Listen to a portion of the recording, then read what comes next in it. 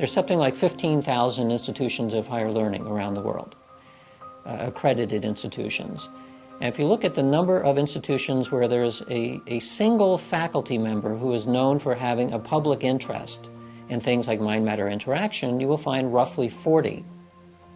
So if you have 40 divided by 15,000, that's not very many places, especially in comparison to doing surveys of populations saying, well, are you kind of interested in this? You know, think of the implications and all that. There you're going to be up in the 90% of the public is interested, and yet 90% of the public is interested and 99.9% of academia doesn't do anything at all with this topic. What does that mean? It means that there's a major taboo. These are things you talk about in private, but you don't talk about in public, at least not in the university.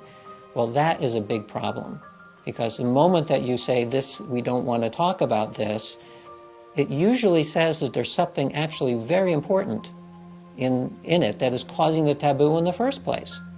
Well, there's some reasons that we can imagine why the taboo would be there, but the fact is, from a science perspective, it does a very severe limiting on what we can actually understand. The way that she can solve the problem of the disconnect between public interest in consciousness and health and healing, and the fact that very few people are actually researching these areas, is to make it safe for academics to actually do this.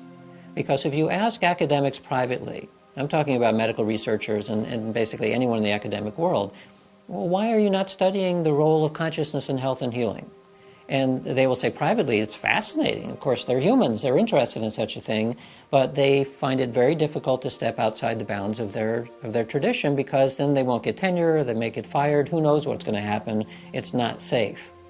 It becomes safe, and the way that you break a taboo that prevents things from happening is if everyone comes out of the closet. Well, it's difficult to do that in the beginning because the first couple of people are put at risk.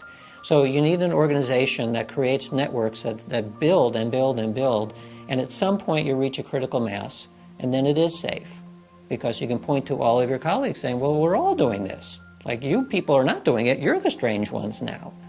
So that's where the value of an organization like Qi comes from, that it's a network builder that will allow for not only academic safety, but also for funding, because funders don't like to be out on the edge either.